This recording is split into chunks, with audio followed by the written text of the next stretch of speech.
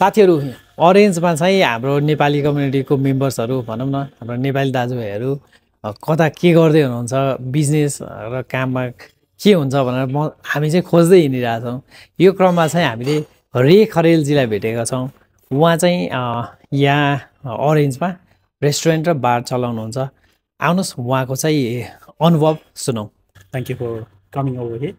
हजुर कहिले आउनुभयो अस्ट्रेलिया र तपाईँ अरेन्ज चाहिँ कहिले?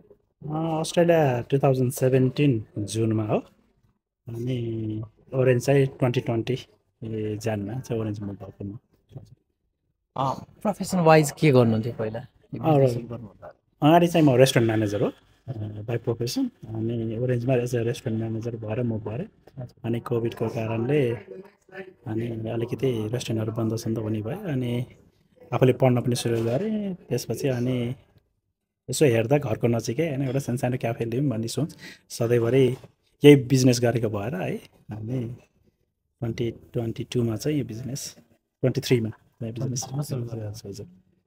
र अरेन्जमा चाहिँ कम्युनिटी वाइज हाम्रो नेपाली कम्युनिटी कस्तो छ र तपाईँको चाहिँ यो as a business owner business run गर्दाखेरिको अनुभव कस्तो रह्यो? ओरेन्जमा we do have really nice good Nepalese community होइन, दाईहरू सिनियर दाईहरू दिदीहरू होइन। यहाँ मैले भेटेअनुसार नेपालीहरू बस्न थालेको ओरेन्जमा लगभग 32 वर्षसम्म पुरानो नेपालीहरू हुनुहुन्छ ओरेन्जमा होइन। 32देखि अहिले अब हामी होइन 5-6 वर्षको अहिले त धेरै नयाँ भाइ बहिनीहरू हुनुहुन्छ। एराउन्ड हामीले पपुलेसन वाइज हेर्ने हो भने 800देखि 1000जना नेपाली छौँ जस्तो लाग्छ मलाई। अनि अझै पर्मानेन्टली नै सेटल भएर बसेर घरसर भएको नेपालीहरू हामी 90जना जति छौँ ओरेन्जमा अहिले चाहिँ। अनि जस्ट रियली हेल्पफुल होइन, बिहान आउने कफी खाने भेटघाट हुने होइन अनि एकअर्कालाई सहयोग गर्ने एकदम राम्रो छ। तपाईँको रेस्टुरेन्टको बारेमा पनि भनिदिनुहोस् न।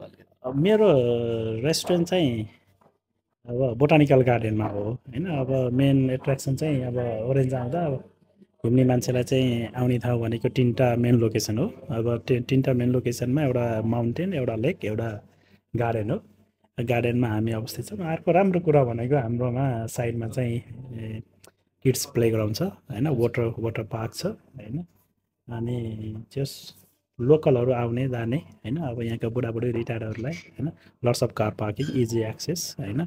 अनि मैले चाहिँ युजली मर्निङमा ब्रेकफास्ट लन्च अनि फ्राइडे स्याटरडे डिनर गर्छौँ हामी।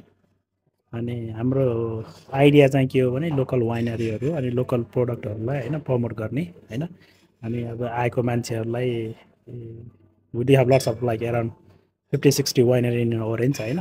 कहाँ जाने भन्ने कुरो पनि कोही यहाँ आएर सोध्नु भने हामीलाई यो वाइन भनेर वाइन यहाँ ट्राई गरेर जान पनि सक्नुहुन्छ। एउटा त्यो पनि गर्छौँ हामीहरूले यहाँबाट। अनि अर्को चाहिँ अब लोकललाई नै होइन अब गर्छ। अनि हामी वी डु इटालियन फुड होइन, खाना वाइज इटालियन र अझैलाई नै गर्छौँ। तपाईँ चाहिँ अब जस्तो नेपालबाट अस्ट्रेलिया आउन चाहने अथवा चाहिँ अस्ट्रेलियाको अरू रिजनबाट ओरेन्ज चाहिँ मुभ हुन चाहनेहरूलाई तपाईँको सन्देश चाहिँ के हुन्छ? ओरेन्ज मुभ हुनलाई त आई वुड से वेलकम होइन। Orange one of the best town to live जस्तो लाग्छ होइन। आफ्नो उसमा करियरमा धेरै ठाउँ मुभ भएर होइन धेरै बिजनेसहरू हेरेको छु। ओरेन्जको community is really good community होइन, वेलकमिङ कम्युनिटी होइन, सपोर्टिभ होइन। अनि खैरीहरूले नै भन्नुहुन्छ नआत्तिनुहोस् होइन, we are here for you in the text time होइन, आत्तिनुहुन्न बिजनेस गरेपछि भन्ने। They treat like me as a son and होइन। यहाँ मेरोमा आउने धेरै पुरानो एजको होइन 50-60 भन्दा माथिको हो मेरो क्लाइन्टहरू होइन। अब एउटा त्यो छ। अनि चिसो मनपर्छ भने त आई वुड से होइन वेलकम टु ओरेन्ज होइन सबैलाई। अनि it's beautiful town to live होइन। वेदर वाइज हामी नेपाल मिस गरिन्न होइन यहाँ बस्दा, नेपाल मिस हुन्न यहाँ बस्दा। I would say welcome to orange.